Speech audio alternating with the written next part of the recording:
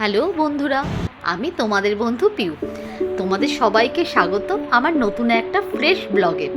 আজকের কেকটা কিন্তু সাঁতরাগাছির নতুন রাস্তায়।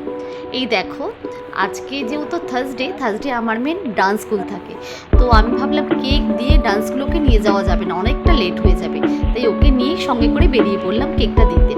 যেহেতু সামনেই ছিল নতুন রাস্তা আর ওখান থেকেও ডান্স স্কুলটা খুবই কাছে। এই দেখো, আমি কিন্তু পৌঁছে গেছি। আজকের কেকটা ছিল সোমালি অকেশন হাউস, যেটা নতুন রাস্তার একদম কাছেই রয়েছে। মেয়েকে নিয়ে সঙ্গে করে গেছি, তাই মেয়ে দরজাটা খুলতে একটু হেল্প করছে। এই দেখো, ঢুকেই ভেতরটা এত সুন্দর লাগলো যে আমি চারধারটা না একটু ভিডিও করে নিচ্ছিলাম। খুব সুন্দর করে সাজানো হয়েছিল বেলুন দিয়ে, তো খুব ভালো লাগছিল।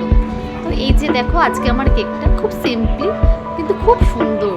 হ্যাঁ, যে অর্ডার করেছিল সেই বেশি মানে গর্জাস কেক চাইনি, একটু সিম্পলের মধ্যেই চেয়েছিল, ওই জন্য আমি তাই কেকটা পুরোটাই সেট করে নিয়ে এসেছিলাম।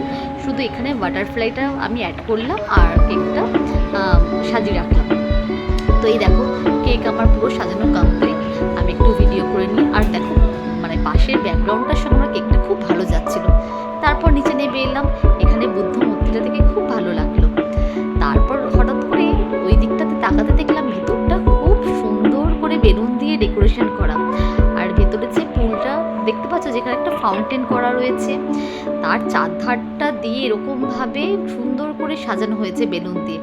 এত ভালো লাগছিল দেখে, তো ভিডিও করার থেকে আমি নিজেকে সামলাতে পারলাম না, তাই একটু ভিডিও করে নিলাম। এই দেখো কি সুন্দর না, খুব সুন্দর লাগছিল। যাই হোক, আজকের কেকটা একদম তাড়াহুড়োর মধ্যে দিয়ে মেয়েকে নিয়ে চলে গেলাম বাড়ি। আবার দেখা হবে তোমাদের সঙ্গে নতুন একটা ফ্রেশ ব্লগে। টাটা।